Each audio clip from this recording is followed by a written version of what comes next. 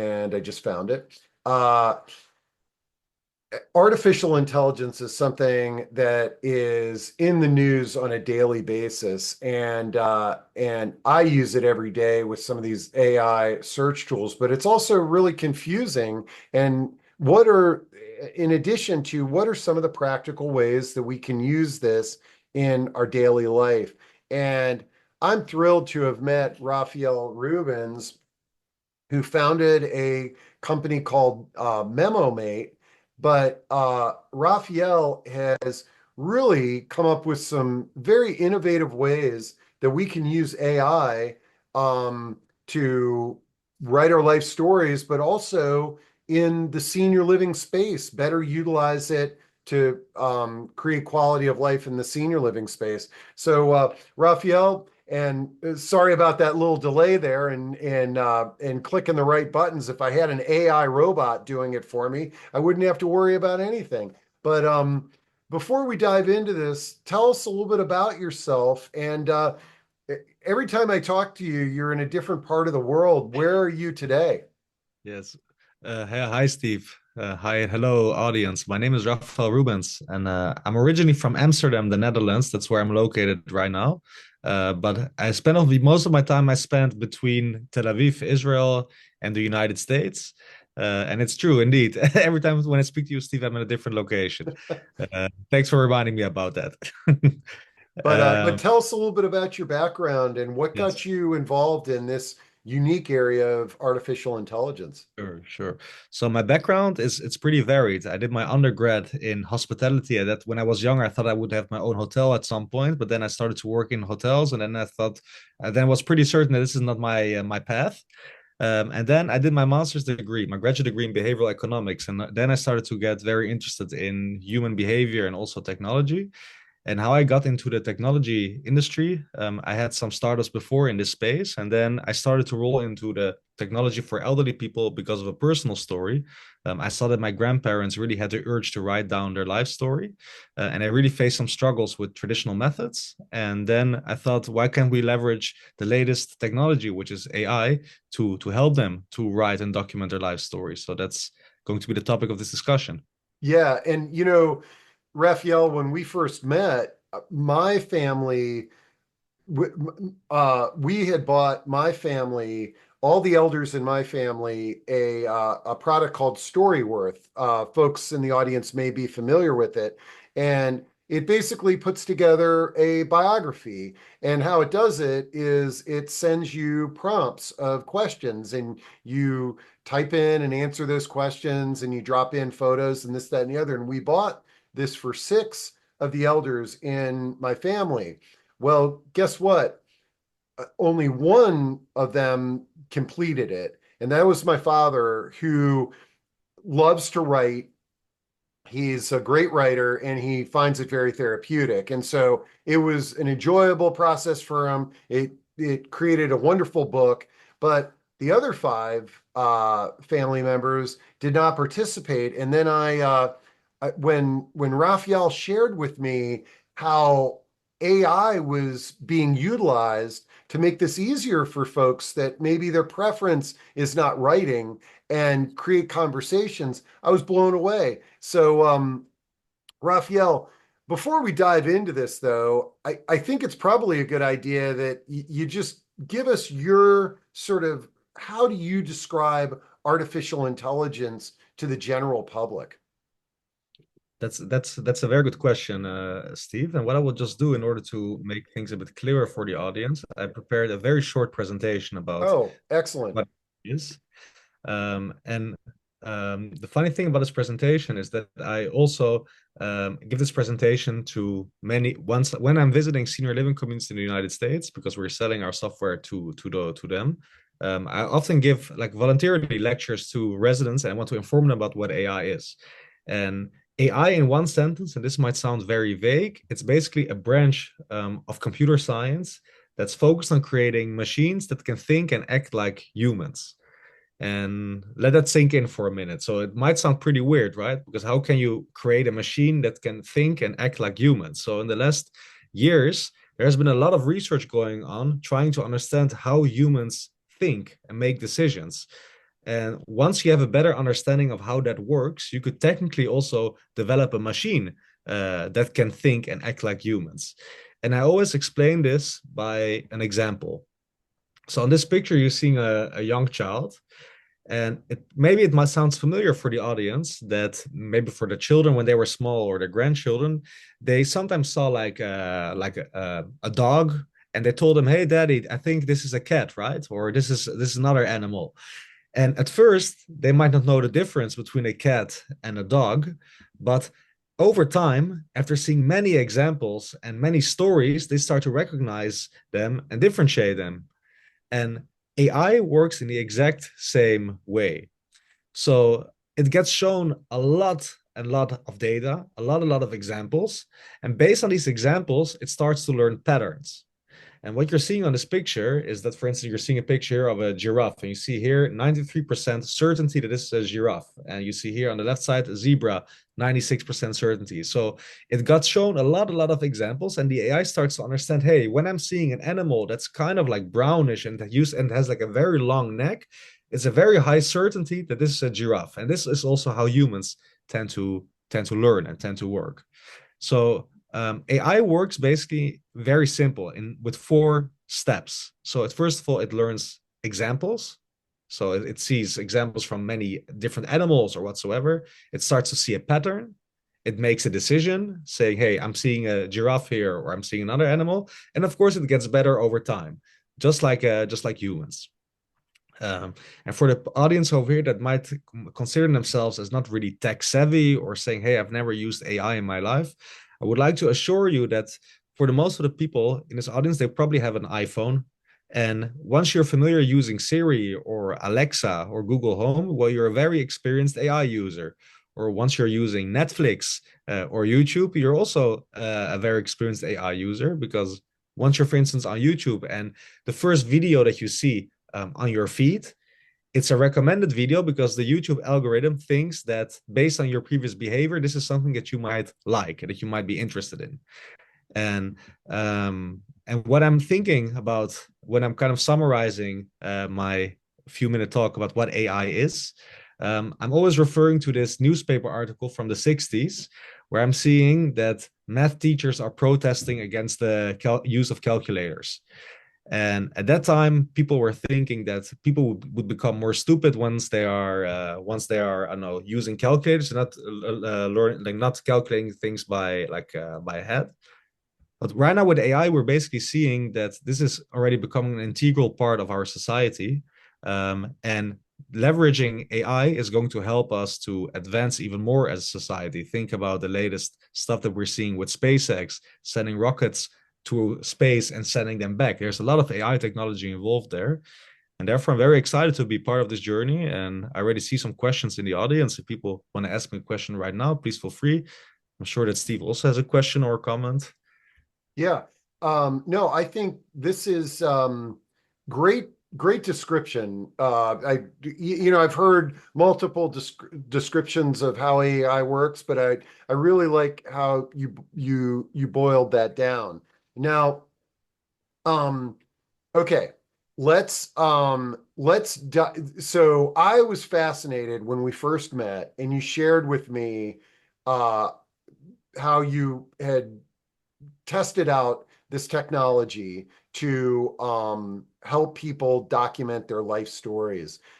So let's kind of dive into that and share with folks, how that project came about and what some of the interesting insights and conclusions you Sure. learned.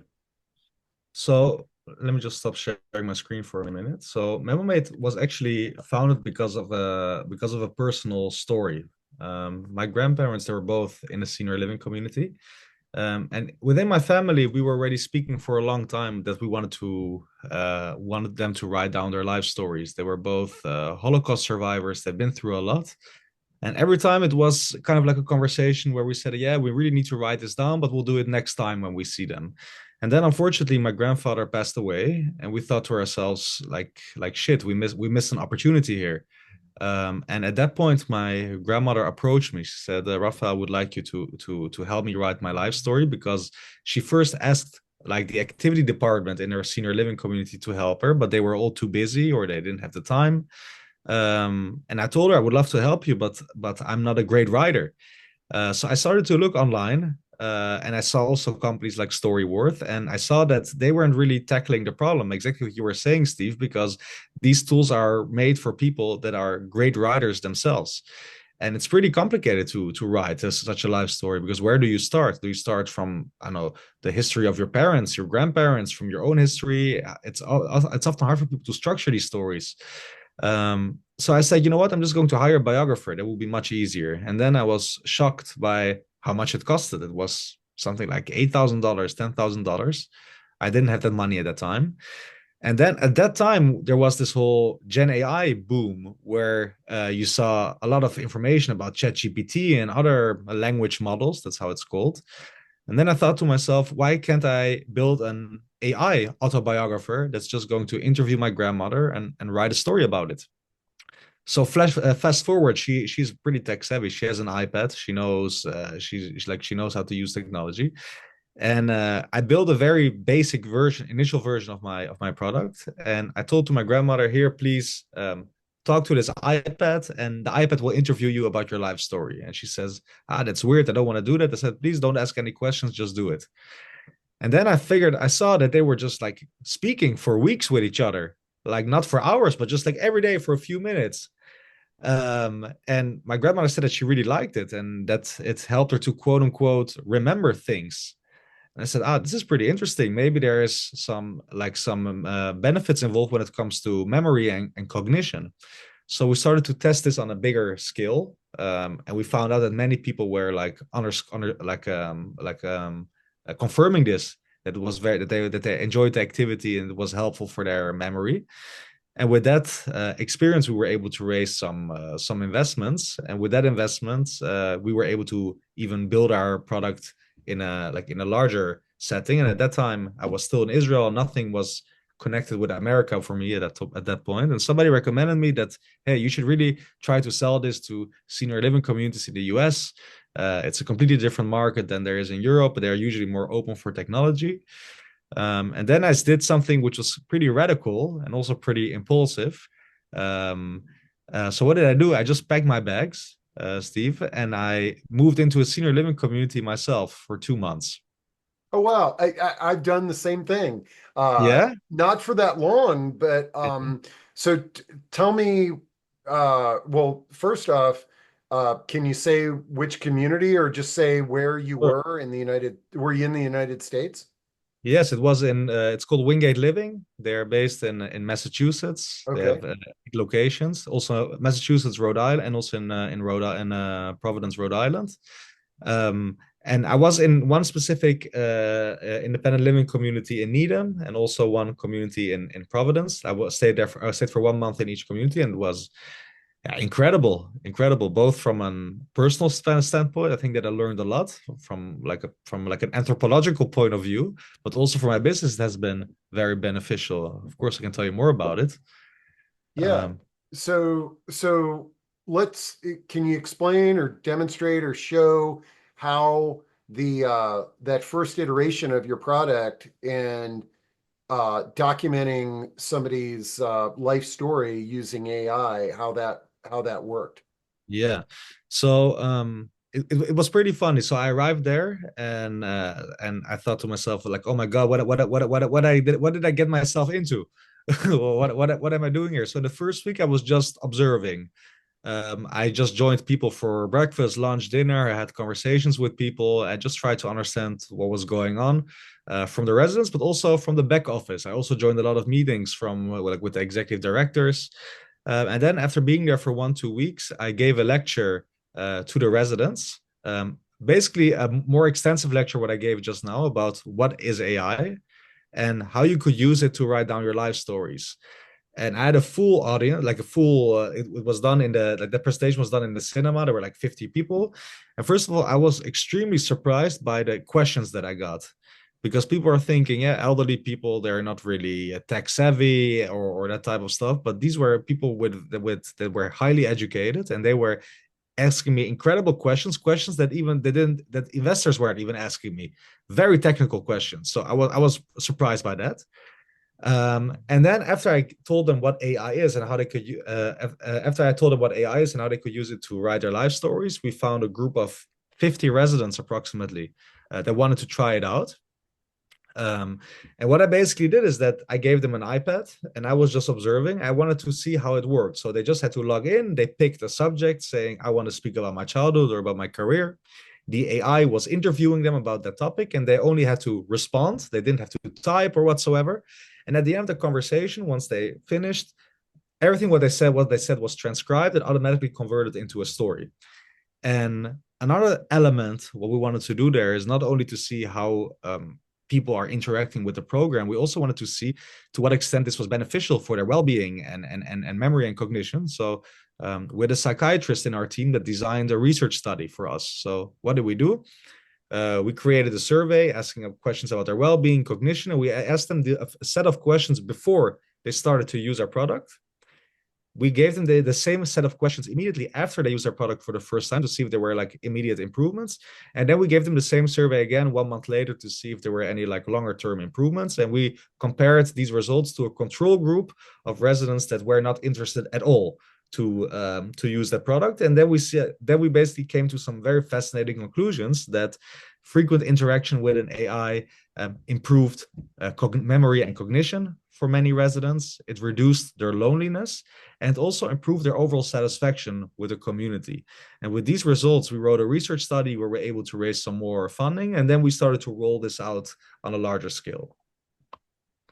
Wow. Now, something that you shared with me that really kind of got my attention back when I first met you and you were telling me about this project was that you said that the that the individuals that were engaging with the AI Mhm. actually felt less lonely and isolated. Yeah. And I think that's probably a scary thing for a lot of people to think about in that, how this is not a real person and they're engaging in a conversation with this device, so to Mhm. speak. And did I get that right? I swear I remember you saying something like that to me. Yes, exactly. So first of all, they were completely aware that this was an AI. Um, and interestingly enough, there's a lot of research that has been done about the impact of I don't know AI usage or extensive usage of social media for younger people, and over there the results are not so good, saying that there are some risks involved. But now people started to see that frequent interaction with an AI or using a lot of social media for people, for seniors, is actually very beneficial for them. And especially for people that are in a senior living community, often they feel lonely. They go there because their spouse passed away or for one reason or another. So they really lack this human interaction. And therefore, I see that I will never say that AI is able to replace human interaction, never. However, it can be a great value add because what you're also seeing is that being social with people, it's also kind of like a muscle that you have to train. And if you're in a senior living community, maybe you don't go to the grocery store as often as you would go. Maybe you're not going to, I don't know, meeting your friends as often as you don't go. So you're basically losing these soft skills on how to do small talk, how to socialize with people. And having some interaction with an AI can actually improve these skills and make you feel less lonely. Okay. And can you how are the end users interacting with the AI bot? What does that look like? Is Yeah. it on their phone? Do they use Alexa or a device like that? Yes. What does that look like?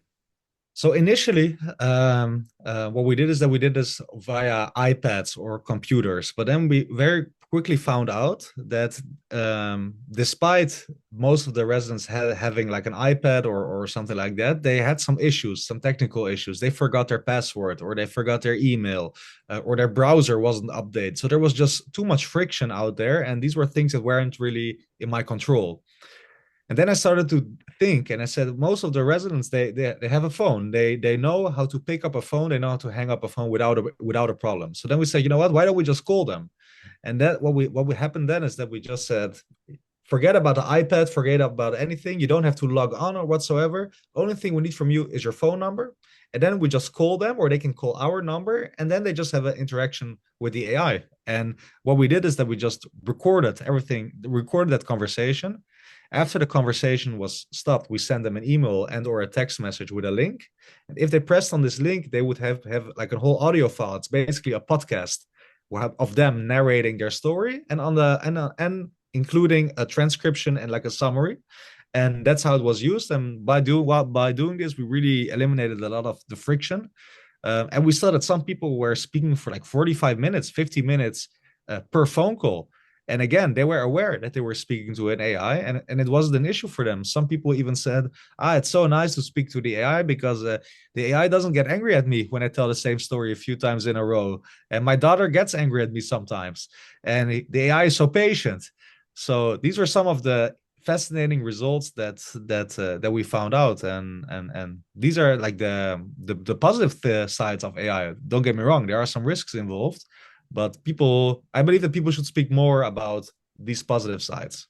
Yeah, and now I'm recalling our very first meeting when you shared this with me, and I think this is really is a brilliant way to utilize technology, and I can totally see how, I'll draw the comparison to, I know this is going to sound really wacky, but when I am when I was younger and I would walk my dog, sometimes the conversations that I would have with my dog, okay, like were deeper conversations than what I was having with my girlfriend.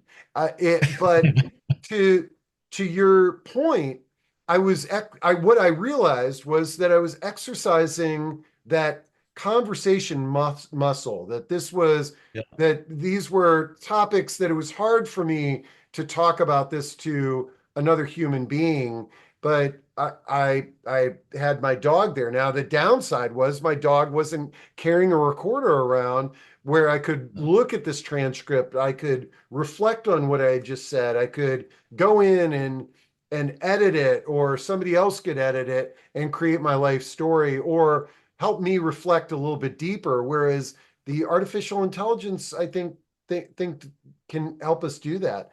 Um, And out of honesty, maybe your dog is very smart, but thus far, I haven't met any dogs that were able to talk back.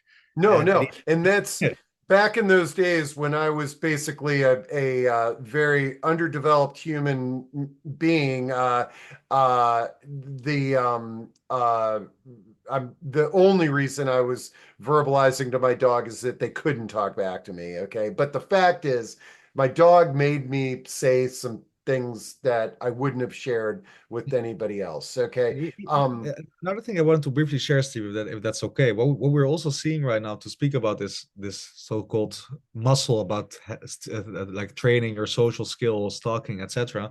What you're also seeing, and that's especially after COVID, is that for many elderly people that are still living at home, for instance, when they would go to the grocery store, when they would go to a restaurant, like having a brief interaction with a waiter meant the world to them. And what we're seeing right now is that in more and more grocery stores and more restaurants, you have to you have to basically, there's a self checkout thing, so you don't even speak to a cashier anymore. You go to a device and you pay, and that's it. You eliminate all of the human interaction because it's not really efficient. And that's also like the downside of living in a society where everything just has to be as efficient as possible. Yeah. And while one could sort of say, well, wait a second, you're also eliminating human interaction when you're interacting with an AI bot. The difference is that that this bot is responding to your questions. It enables you to have this conversation, and because it's recording this information now could be used and shared with, young people, your family members, things like that. Okay, I got a few questions here, or comments too. We got, well, first off, folks, make sure that you check out Joan Green. She did a post in there. She's an amazing resource for technology and how to better use it and what have you, and has a bunch of great classes and things of that nature.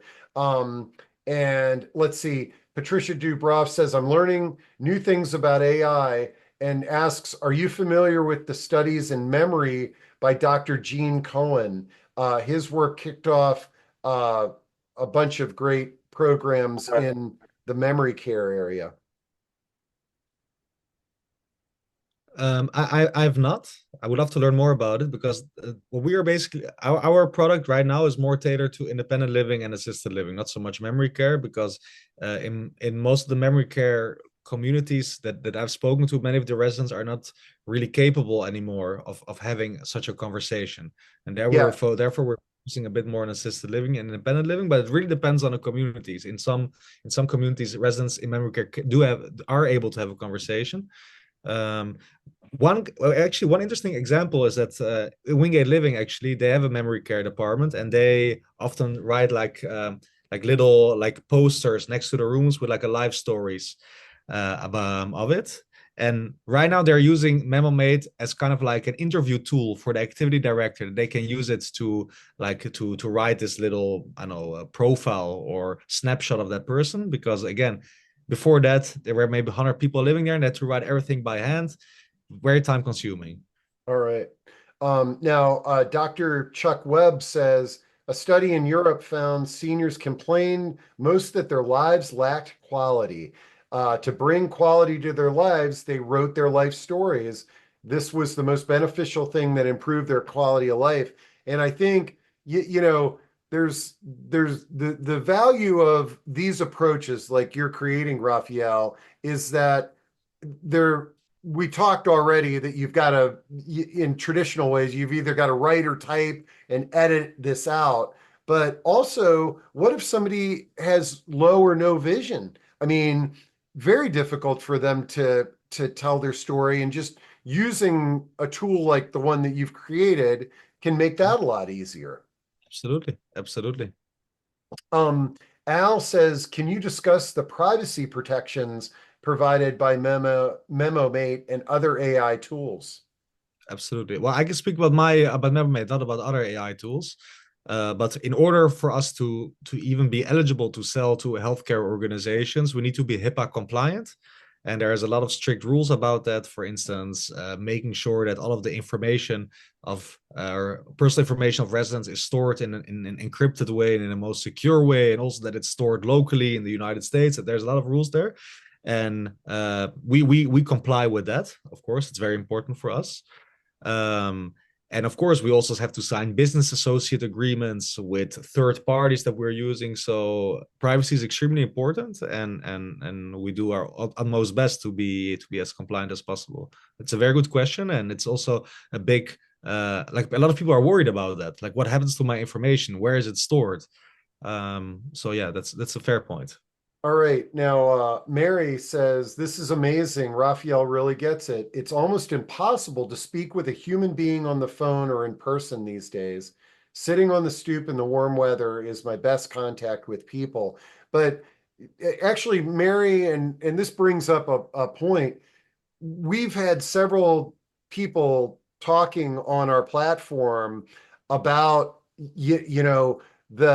the fraud against older adults and not taking a phone call. Like, I mean, it's to the point now where none of us are picking up our phone unless we see Raphael is calling me. So I'm assuming that if folks are using this platform, that you coach them through like identifying that the call is going to come from this number. Yes, very good point. So I think one of the key reasons why it has been so successful in terms of the response rates that we got in senior living communities is that the residents that required these calls, that requested these calls, they were informed before saying, hey, on Monday between 9 a.m. and 11 a.m., you can expect a phone call from this phone number don't worry, it's not a scam. And by doing that, by informing them and also showing it on digital signatures across the community, we really like gain some trust. And what we're working on it right now is that there's this thing you can do that once you're getting a call that we just put MemoMate. Like when you're getting a call that you don't see a phone number, that you just see MemoMate, so you know it's safe, quote unquote.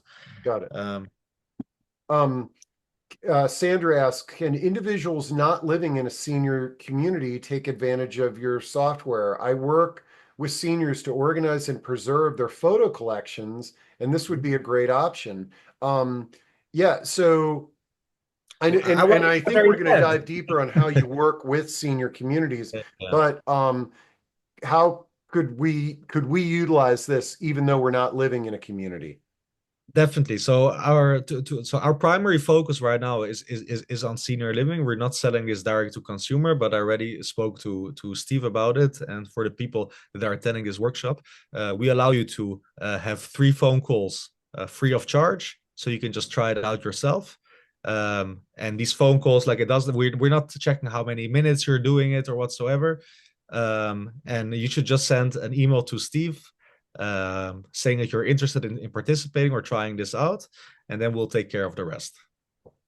Okay, so well, here, would it be okay if I just shared your email? Oh, also fine, Oh, also fine, okay. of Yeah, because course. I'm worried I would not get so this is a free offer from Raphael. Okay, so I'm dropping Raphael's email into chat there, and I'm and thank you for doing this, Raphael. And I'm really curious. So folks, if you sign up, stay in touch with both me and Raphael. Let me know how it goes because this could be kind of a really cool thing for us to come back together on and people share their experience. And let's see. Okay, where are we at here? Okay. Um, let's see. David said, I don't know if you've set this up or if you've got a power. David was wondering, could you do a simple demonstration of this, or do you have some slides that you might share that could Um, do that? sure. Like I like the thing is I can. Steve, would you like to try it? Should I call you and you can put your phone on speaker and show it to everyone, or preferably not? What? No, hey, I love this, man. Talk about Okay. and this is totally unscripted there, David. I hope I didn't put you on the spot. I hope that I didn't put you on the spot here. No, that's okay. Okay, Um, wait. and Can you please email me email me your phone number so I Well, can here, put you it in the know, chat? I Just tell have a look at it. everybody they can call me and text me. So I'm just dropping it into chat right there. And folks, if you want to follow up with me or brainstorm, I have no problems giving out my phone number there. But let's this is camp. This is pretty cool. Um, All right. and Okay, and then while we're doing that, I'm gonna be looking at some of these other questions. Um, Jeanette says, I really wish I knew about this sooner. My mom may have liked to have used this. I know she had wanted to write her story, but didn't. And one of my clients that recently passed away was actually trying to write his story. So, and This is a problem we're seeing often is that usually the sense of urgency comes too late. yeah, Like you said it, I send your number here. Great. okay. Now's the moment of truth because usually when I always when I need to give a demo, then for some reason there's a technical No, issue. I So was going to say this could be a train wreck about to happen here, folks. But I'm glad David suggested it, and this is kind of cool. And let's see. Okay. Um, and I know you're doing two things at once there, Raphael. But is the data used to train the underlying long language LLM, has anybody objected to that? sorry, one more time, or can I read the question? he was wondering, is the data used to train the underlying LLM, and that's long No, language machine learning large language model. LLM model, is large language model. and So has no, because if you want to be HIPAA compliant, you have to make sure that the underlying language model, the AI model, cannot use your data to train on it. okay, good I'm question not sure there. if this was a trick question or not. Yeah, that's a good one. Uh, Bill asks, is the app text only? Can the users take photos or upload photos to the app to enhance the narrative? They could like they can, but right now we're mostly focused on like on text and speech. Okay, Because and the main reason for that is that because in the beginning we had that, but then most of the people they were like they had a hard time logging in, etc. So we said, you know what, we just get rid of these additional options. Let's make it as simple as possible. okay, and then Carrie brings up an interesting question. What is the final product? So they receive calls and they tell their story, Mhm. and then is an AI generated text document, does that come to Yeah. them at the But end? the final, you should really consider this as like a bundle of stories. So in the end, you have like an overview. I can show it to you later in a minute when I'm sharing my screen. That you just have an overview of stories that people shared, an audio file, a text file, and you can basically bundle these into a book, or you can just print it. Okay. So right now, Steve, I made an account for you. Is there a specific topic that you would like to be interviewed on? And maybe your like you the go-to subject is like your childhood or something. Is that okay for you, or That's preferably fine. Just do, we're just doing this as a demo. exactly? So I'm gonna what I put would it on speaker when I get the call. exactly. So you have to put it on speaker and just answer two, three questions. That's all. Okay. Okay, so folks, it says MemoMate there. Okay. So now I'm gonna accept and I'm gonna put it on speaker. Calling on behalf of One Wingate Way. We would like to help you write your life story. This phone call will not take more than 10 minutes. Please note that this is an automated calling system, but you can speak to me as if I'm a human. This call will be recorded. If this isn't a good time, you can hang up and call back at your convenience using this number. During this call, I'll ask you a question and you can answer once I finish speaking. After your response, you'll hear this sound. This sound means I understood your answer, and we'll move on to the next question. Let's start. Where and when were you born, Steve? I was born in Bellefonte, Pennsylvania.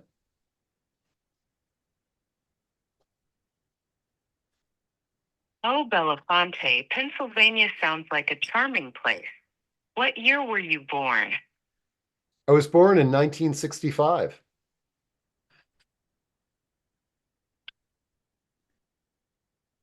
1965, a dynamic era. How did you get your name, Steve? Were you named after a relative? Oh boy, that's something that I really couldn't tell you. I think they were just searching for a name that started with S because there was a family member that had their name, but I wasn't named after anybody.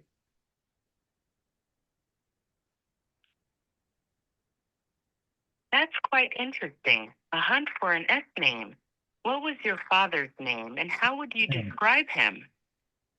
My father's John Wesley Gurney, and he's just a very insightful and focused and highly intelligent individual that if I could do a fraction of the math and engineering that he can do, I would be a much better person.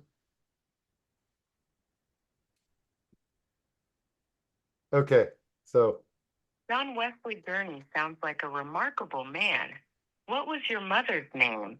And how would you describe her? Okay, we'll finish You on can this hang up if you one. want, Steve. You can hang Yeah. up. Uh, okay, that was pretty cool. And hey, hats off to you, Raphael, for pulling that off so quickly. Folks, we did not think about doing that prior, or else he wouldn't have had to set me up for an account that quickly. Um, So that's kind of So what? cool. So how does the result look like, Steve? What you're seeing here on the right hand side, again, this has been a short conversation. So on the left hand side, you see basically a summary. So exploring the origins of Steve from Bellefonte, Pennsylvania. In this engaging conversation, Steve shares his insights from his personal background, starting with his birth. He discusses the origin of his name, revealing that it was chosen simply to start with an S to honor his family tradition. Rather than being named after a specific person, he also speaks fondly about your parents, about your father, John Wesley Gurney, as an exceptionally intelligent person, etc. And on the right-hand side, you basically see a recording of what you said. And this is like a page that you can very easily share with family members, etc. You could add pictures. So that's the idea in a nutshell.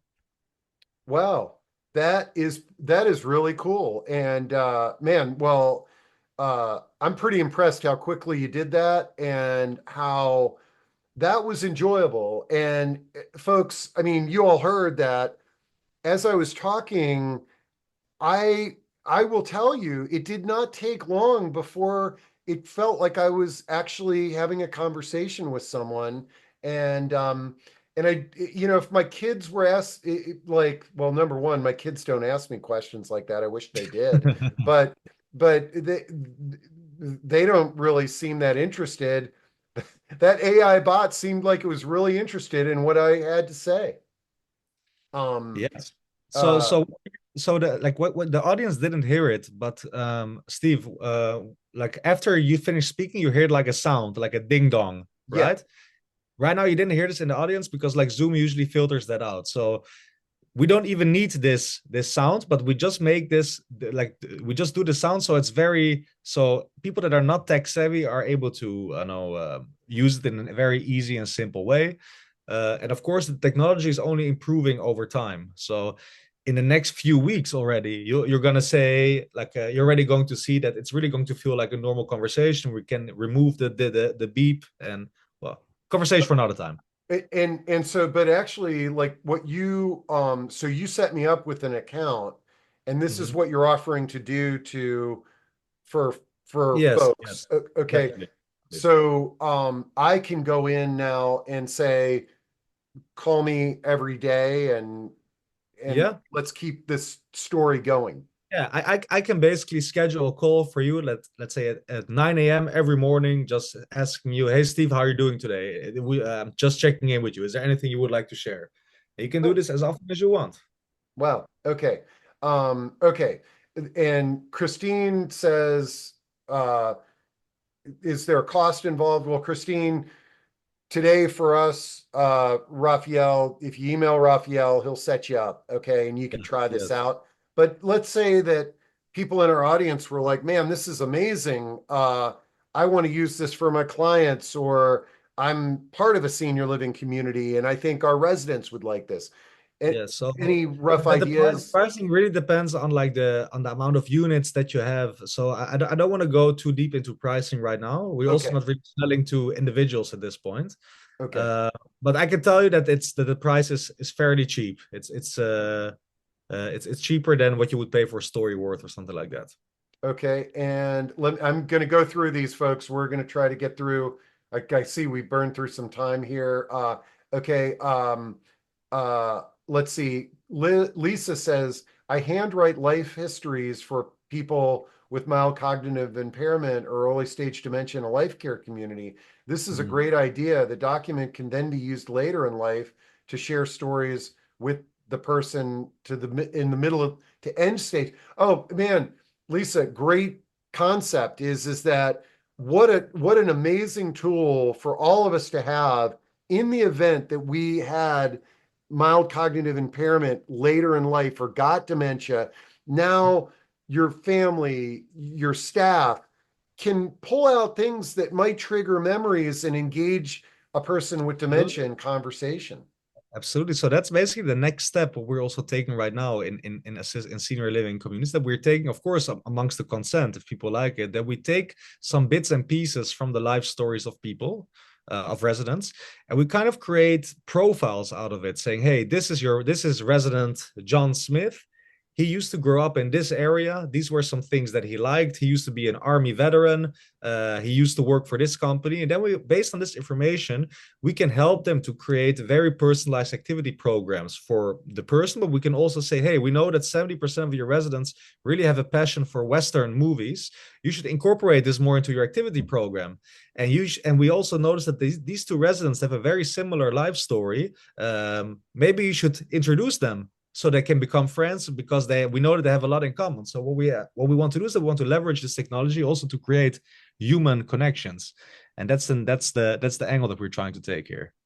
Okay, now this is really good. Beth says, and this is an interesting thing, and folks, I'm pretty transparent about my life and what's going on and stuff like that. But Beth says, I wonder how AI would respond if the questions triggered traumatic memories. Now, not that it's necessarily a traumatic memory, but now that I think about it, when you asked about my mom, uh, I what's interesting is my mom passed away when I was 3 years old, my biological mom, and that might have been interesting to see how the AI bot responded to that.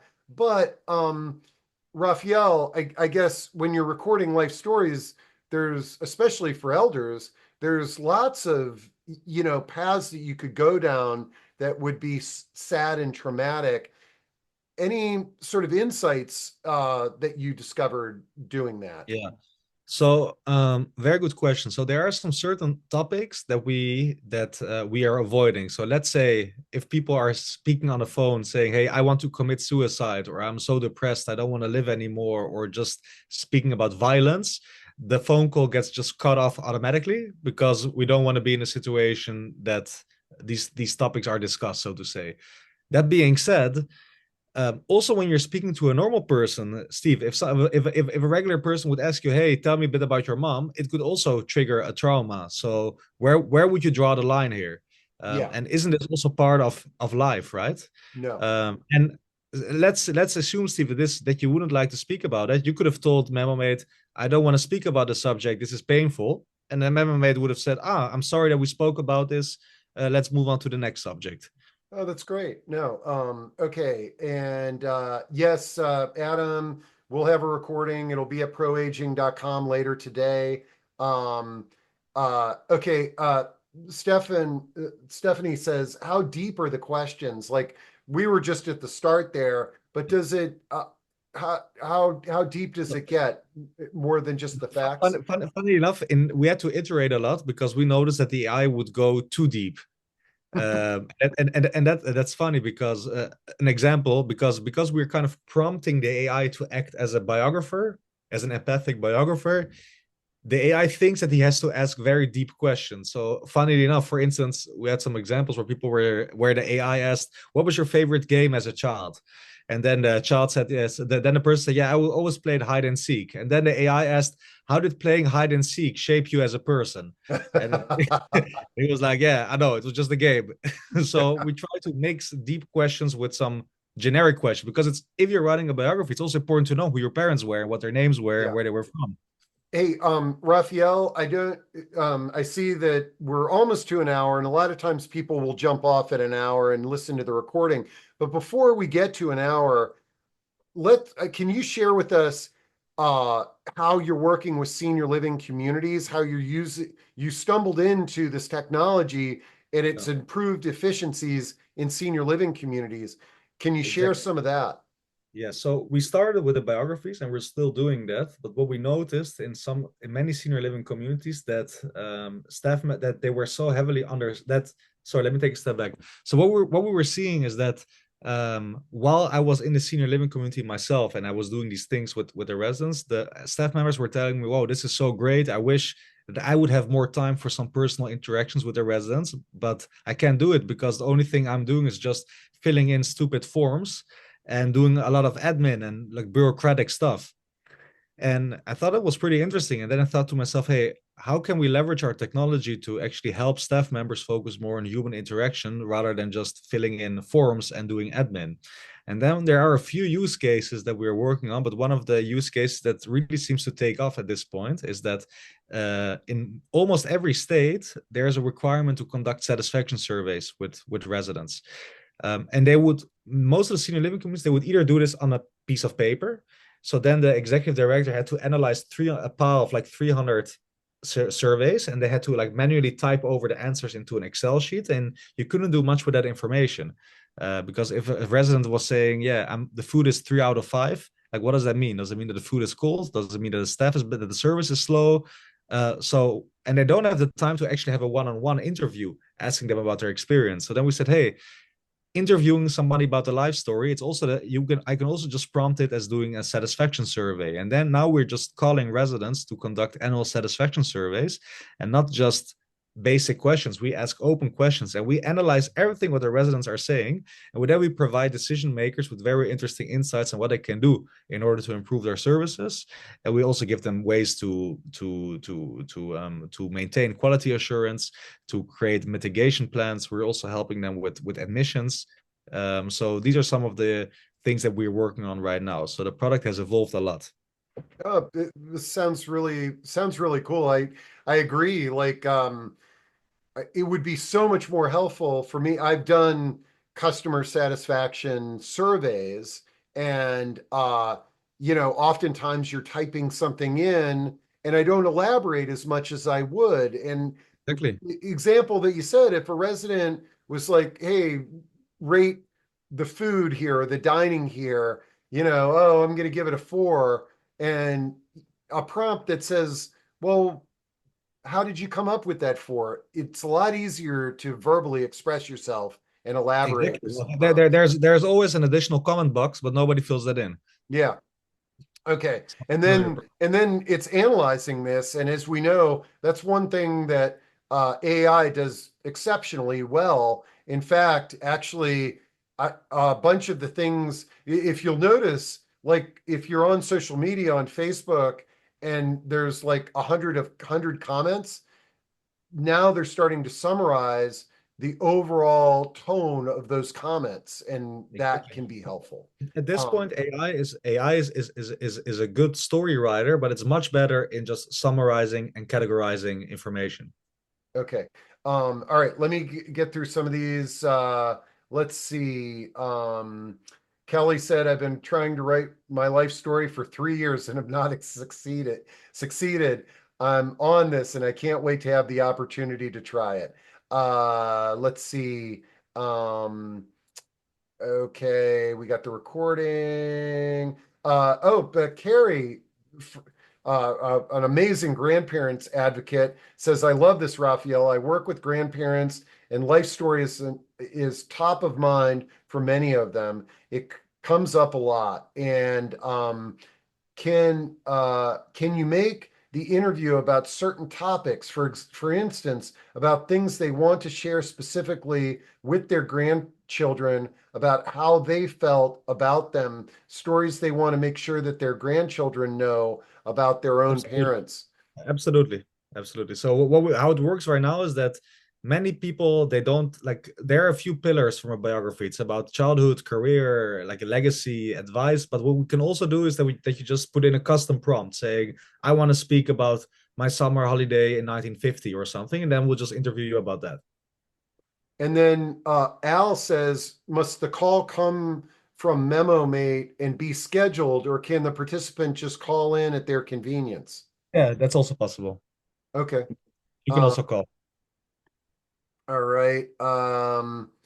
Let's see. Do you have research results and an overview about your services on your website? Here, I'm going to share the MemoMate website with everybody, Yes. and that'll be on the recording If as you go well. to memomate.app/resources, there are some case studies there. You can review it. Okay, great. And I'm dropping in the MemoMate. It'll also be on the recording link. Okay, now let me go over here. Okay. Uh,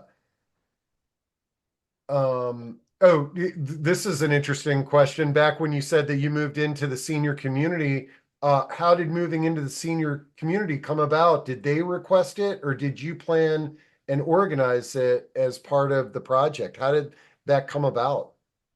I organized it myself because I at that time I only tested it on a handful of people, including my grandmother. And then I thought, okay, if I want to sell this to senior living communities, I need to understand what's going on there on a day to day. And then I knew some personal connections. I knew that they were owners of a chain of senior living communities, and I just called the owner and said, I have this idea. I want to move in for 2 months in this community. Is that okay? And he says, yeah, no problem. So And you said that's Wingate Living? correct. Okay, I'm gonna drop their link into chat. I think they, They're amazing. They have amazing facilities. The staff is just great, and all of the residents that are there, I've never seen so many happy people. yeah, but I really commend them on being open-minded enough to let you take on this project there at their community. Absolutely, Um, absolutely. okay, okay, so there's a few questions on, so you all heard me having the conversation. How long could that go on? Like indefinitely? Like, is there a time limit? No, there's no time limit, but I think that at some point you'll get enough of it. At least I Oh no, hope. no, absolutely. Um, and you said that when you first started doing this, you were surprised that people talked longer than you thought they would.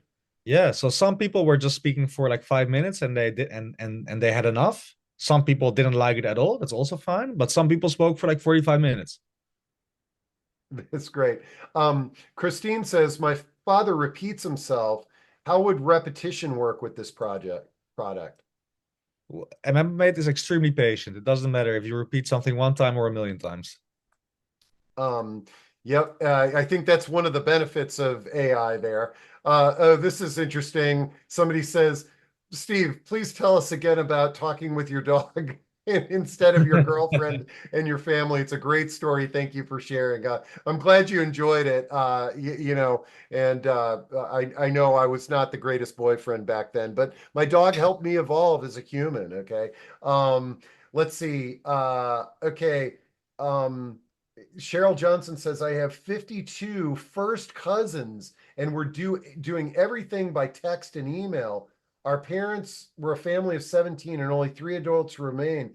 Could this platform help gather us to gather our family history? Well, I know your answer to this, Raphael, because Cheryl, if you can get any or all of those folks to share their story, with MemoMate, now it's recorded and they could share that in writing. And you know what, Absolutely. Raphael, my gut level feeling, and Cheryl, is in many ways it's hard to communicate with our loved ones. Mhm. And I think this could provide a buffer for somebody to sort of tell their story. And instead of me having to sit there and listen to Steve sort of going on, that now Mhm. I can kind of digest it on my own terms. Yes, nothing to add. Well, I'm surprised. So many questions. Yeah, well, I think part of this, Raphael, when I heard you talk, part of these discussions are spreading the word about good ideas like what you have. Mhm. Part of them, for me too, it's like a focus group to kind of see the pulse of the public out there. And I really think we're getting a very positive response to what you've So- created here, which yes. But encourages me. Steve, if it wouldn't be positive, you would have also told me, right? Yeah. Um, hey, David asks, is your system available only for English speakers or could it understand other languages?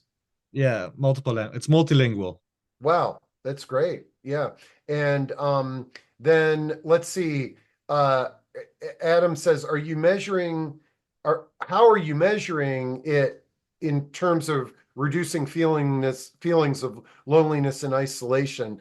It, it- I, it's it's it's a self-perceived questionnaire. So we just okay, ask people, how do you feel, like honest, like in over the past 2 weeks, how lonely have you felt, or like a specific question around that. And then we ask the same question again after they've used it, or after like an X amount of time that they used it, and in that way we compare the results. man, this is awesome. I can't believe we got through all these questions, but this has been an amazing discussion, and and I'm intrigued. There seems to be enough people on this call that want to try this out. And let's, eh, Raphael, if you don't mind, when you add people from this call to your platform, keep Mhm. track of them and maybe let's have, we could do like a little Zoom meeting and check in. And I think it would be very interesting for me and for everybody on insights that people gained using your platform. Definitely, we're always open for feedback. We know that like we put a lot of effort in making the product good. I know it's far from perfect. I'm being honest about it as well. So uh please don't be shy to share your feedback if things are good, but also if things are bad. We're always open Okay. to improve. And here, I'll make this the last question. Vivian says, I can see how a client can easily fall into thinking that AI is a therapist, which would lead to all kinds of issues. How does the AI draw the line short of hanging up? Good question. Well, first of all, what is the problem about it? Why would it be a problem if somebody would consider the AI as a therapist or at least someone to talk to? I mean, Yeah, I mean, that is sort of one of these insightful things because, like, again, I'm totally transparent here. I talked with my dog. I told you guys that I talked with my dog. I've also talked to therapists. And what's interesting is and this is an interesting, just sort of thought-provoking question. Many times when I'm talking to a therapist, the therapist doesn't even respond to me.